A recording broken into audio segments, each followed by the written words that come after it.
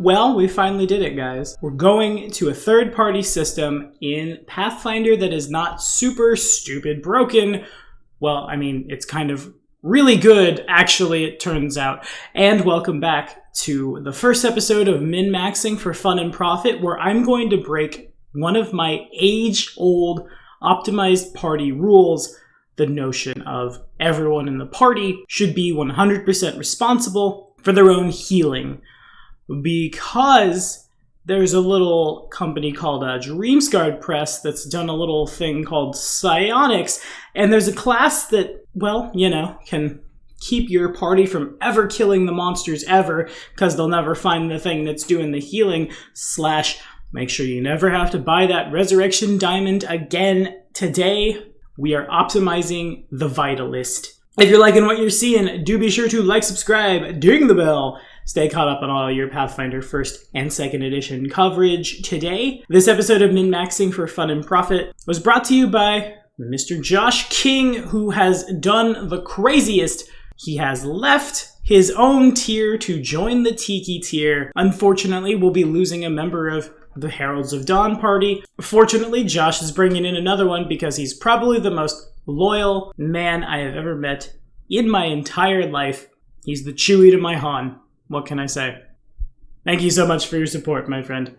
Now, let's talk about this Vitalist thing, shall we? Okay, so the Vitalist is a very, very unique class, and that's why I'm choosing this class today.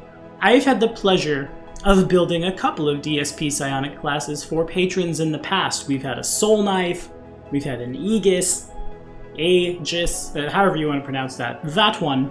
And I've been in a party with the Vitalist, but of those three, really the Vitalist was the one that struck me as the most unique, the most powerful, which is not to say that basically the best swordsman ever or the even more unbalanced synthesist isn't really good. But this class takes the notion of the MMORPG of your choice party healer and brings it to the full in the tabletop, which I think is really cool.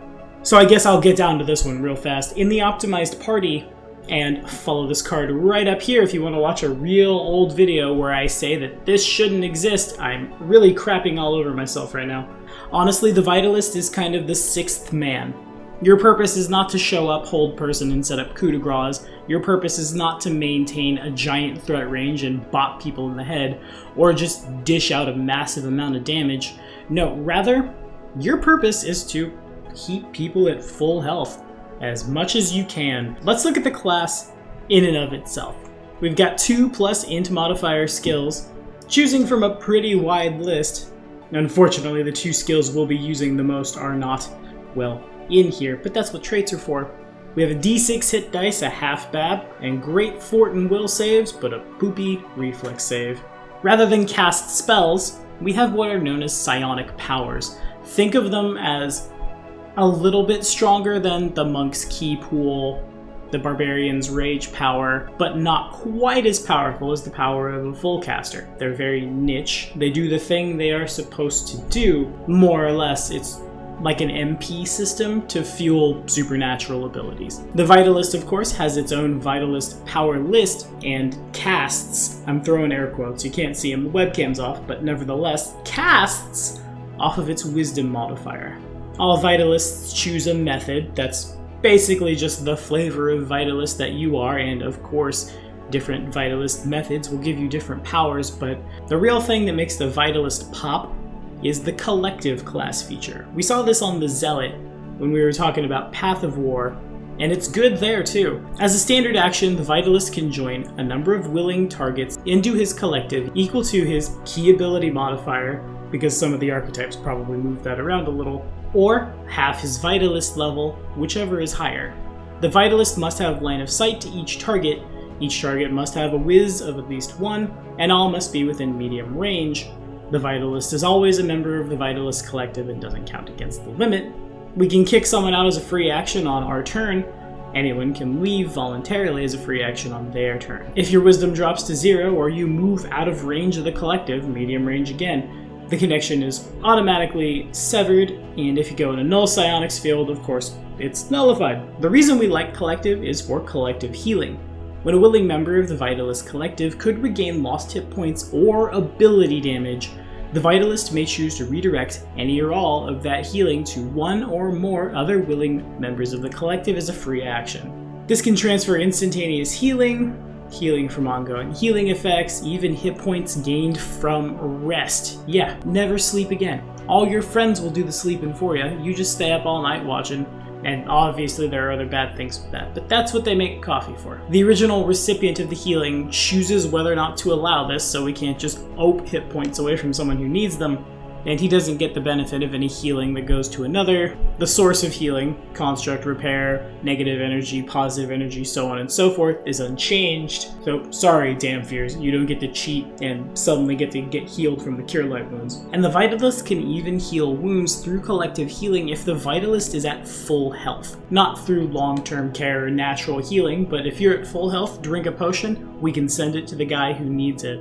Do you see why this is really powerful? Action economy is huge in Pathfinder, and your melee marshals may not want to spend that action in Provoke to dig out a wand or a potion or whatever. Now we can just have someone in the back heal themselves and transfer the HP over, even the Vitalists themselves. We even get some combat ways to heal. With the Steel Health ability, beginning at 3rd level, the Vitalist has learned to siphon the health of a creature and use it for his own needs or the needs of his collective. As a touch attack, the Vitalist may deal a number of HP in damage to the target equal to his level plus his wisdom, and heal an equal amount of that damage. The Vitalist, of course, may share any healing over his collective from this, even if he himself would not be eligible. A Vitalist can't heal more hit points than the touch creature had. It can only be used on things with a con, and may not be used against the collective, so we don't get to slap our friends to heal our friends. In addition, if the Vitalist hits something with less than half of his level and hit dice, it works, but no one gets healed. At 7th level, this becomes a ranged touch with a range of 30 feet.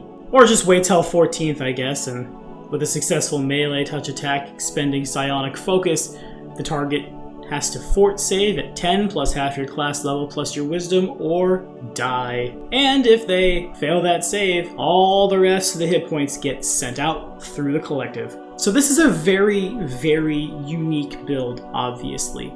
And I think we're gonna need a very refined, wise, powerful sort of race for the— Nope! No, you're not! I'm really sorry, but it ends up just still being me as the best choice for, I guess, anything in Pathfinder at this point. Jeez. That's right, I'm back again. Now I've got all that free love to share with my friends, or I guess I could be some kind of evil and we are the Borg.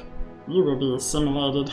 Resistance is futile, but that would mean I would have to learn to read and anything about computers. Nope, not doing it. I'm just gonna hang out here and just be happy and heal my friends. Ooh, yeah, you heard it here first. It's the Goblin for our race yet again. A +4 to dexterity looks good on literally every single build ever, unless you're just like gung-ho to be in heavy armor, and even then, dumping your dex to 7 and put you at 11 dex, still get that +1. No reason to not. Strength and charisma are both dope stats for us, but that isn't necessarily why we're here. The thing about goblins is, with their small size category, they get a +4 size bonus on stealth checks. With the skilled racial trait, they get a +4 racial bonus on ride and stealth checks. Those stack with each other.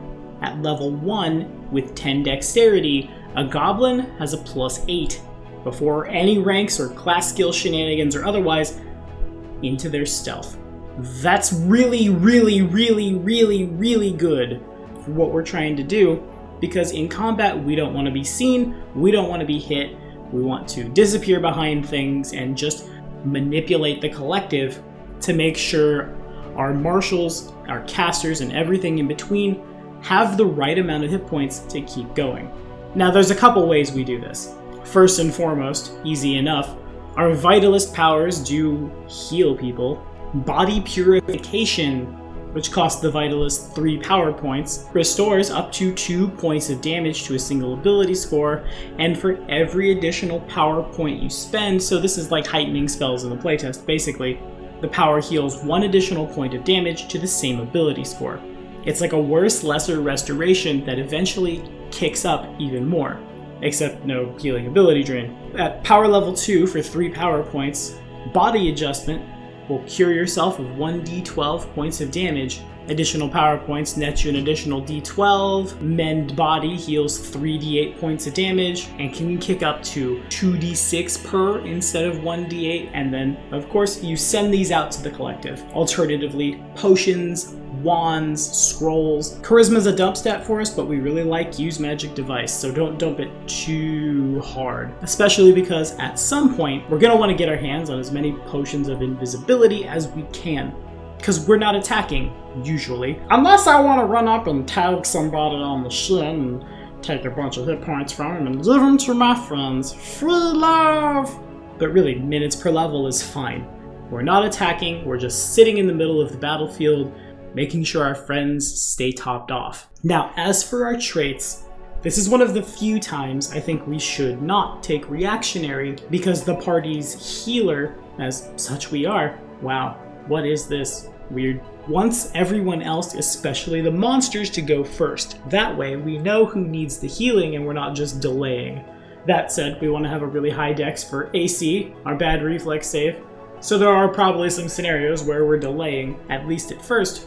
But the Silent Hunter trait gives you a +1 trait bonus on stealth checks and makes it a class skill. Dangerously Curious gives you a +1 on UMD and makes UMD a class skill for you, which is even more important given that our charisma will likely be pretty low. And wands are really good, if nothing else a Wand of Grease in low level play, or Wand of Control spell of your choice when everyone's already healed, keeps you doing things, which is important. Let's look at some feats. Now this next part's going to get a little hairy as we go into our feats because there's a lot of weird gray wording here. Yeah, welcome to Pathfinder, I suppose.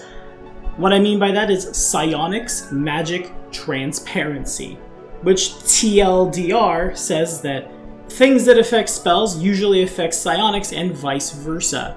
That said, we can't take meta magic feats to affect our psionic stuff, we can't take meta psionic feats to affect our spell stuff, but it's a gray enough wording to let our very first feat go through.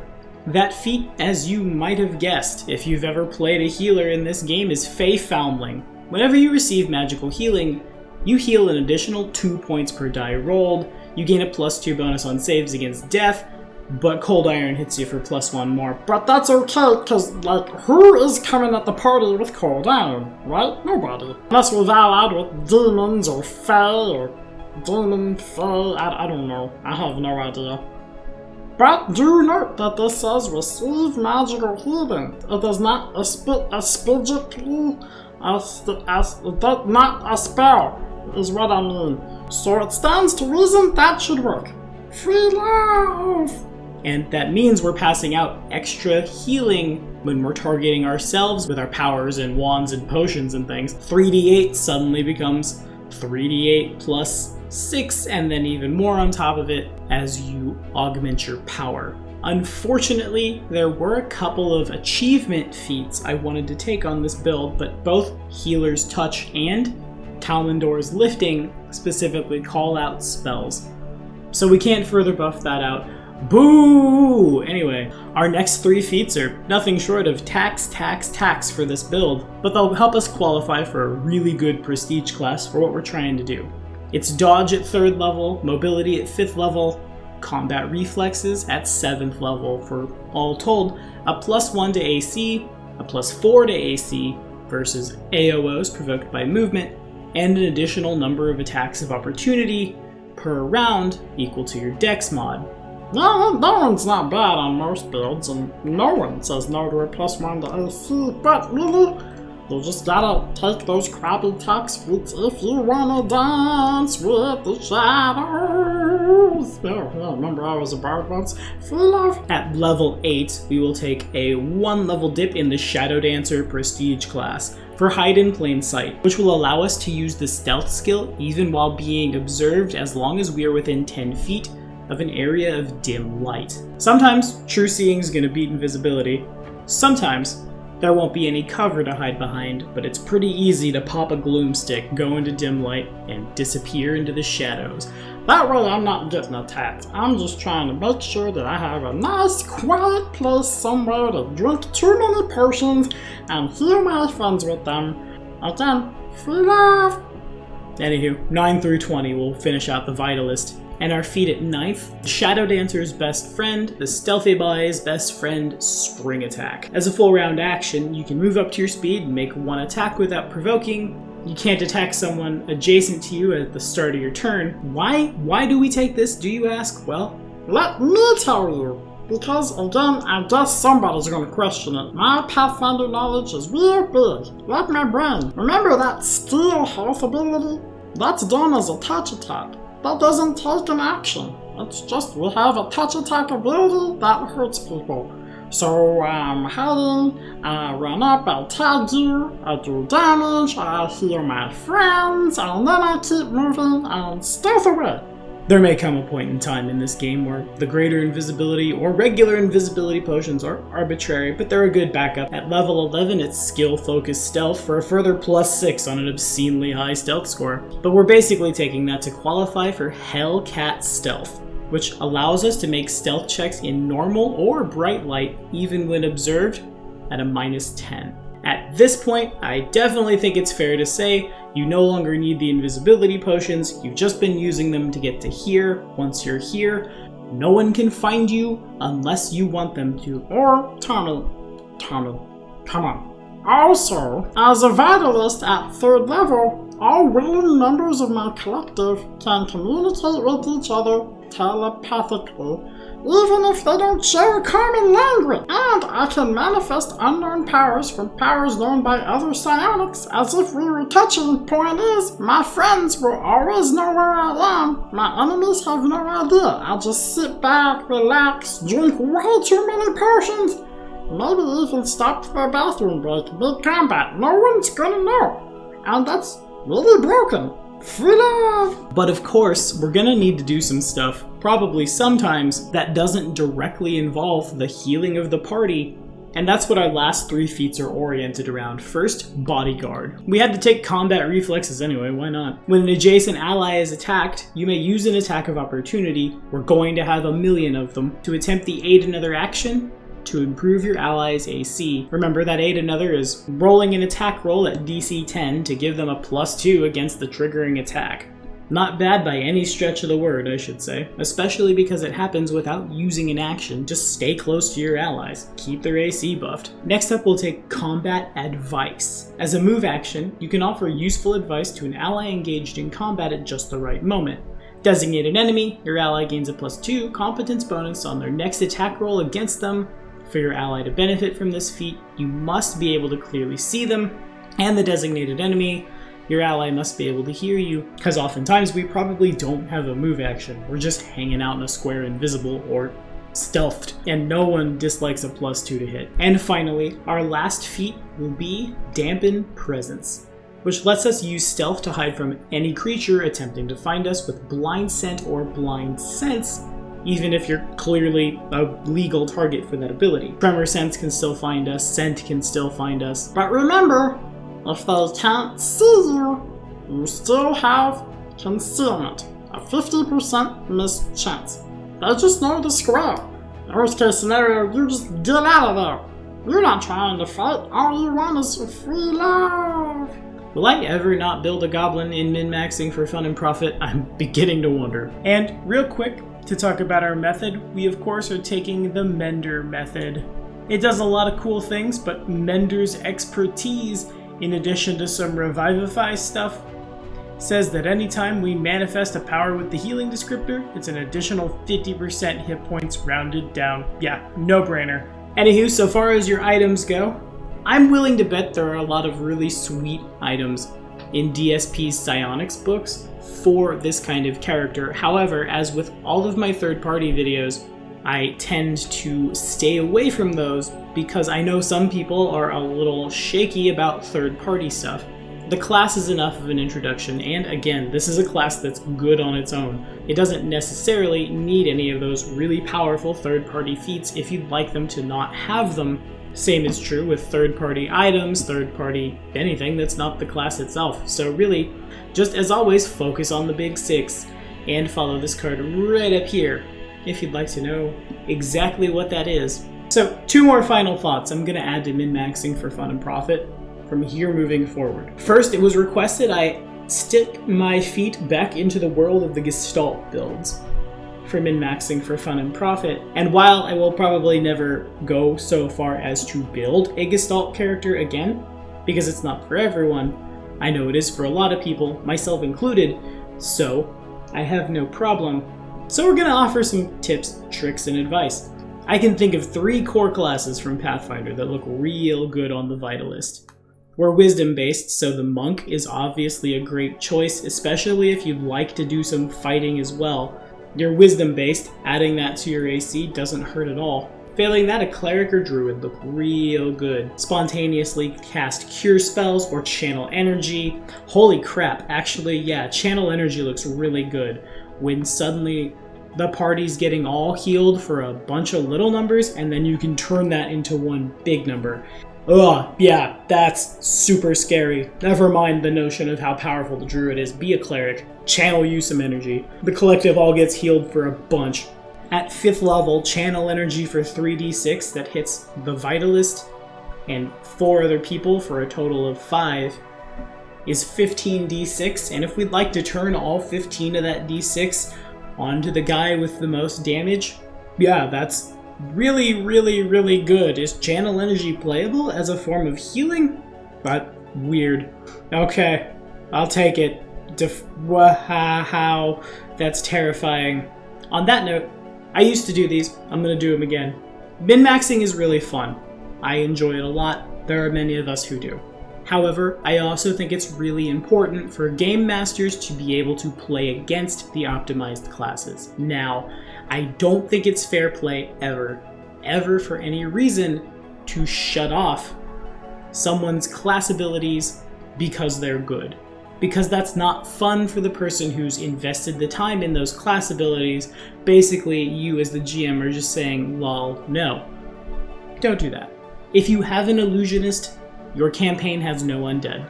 It's that simple. Find fair ways to sideboard against your players that aren't cheesy or blatant metagaming. In the case of the Vitalist, you sideboard against the Vitalist in your narratives by making the battles bigger, making the battles longer.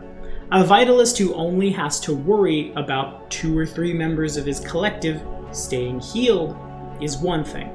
If the Vitalist has to dance people in and out of the collective to heal them, if there are a lot of people out there, and eventually at high level play, the Vitalist can have a lot of people in their collective, the resources get spent a lot faster. Several d8s of healing that must be sent to 4 guys who are hurt is much less good than several d8s of healing that must be split between a couple. Area of effect spells are also really good. Anything that damages the entire party will cause the Vitalist to have to pass out amongst the collective more stuff in such a way that we don't stay topped off on hit points forever, as truly the Vitalist can do unchecked. This last tip is probably good for everyone, but I'll give it to you as well, because it's like double good here. Play the War of Attrition. Longer combats, more combats in a day, less access to resources. Eventually the Vitalist will run out of ability to do stuff, even if that's just scraping the handy haversack for that last potion of Cure Light Wounds. We look real good at first, but if a fight goes on too long or there are many fights in a day, eventually people are taking HP damage for keeps. All of these methods I have described to you will make combat more challenging for the Vitalist and their party, but it will not stop the Vitalist from doing what the Vitalist does. It's not like you're dropping a null psionics field on them. You're just taxing their resources even more. Again, in my opinion, fair play. But that is all I have to say about that. What do y'all think about the Vitalist? Have you played one? Have there been any DSP psionics in your games? Let me know all about it. And thank you guys as always so much for watching. Technically, Levi requested this. Technically. To gain momentum, I believe was the word he used, is why we beat out a patron request this week. Next week, we've got another patron request coming down the line. This one also is Kingmaker playable, barring some feats and things I may take. This week, we optimized a healer. Next week, we're optimizing a cleric, specifically the Herald Caller. See you then.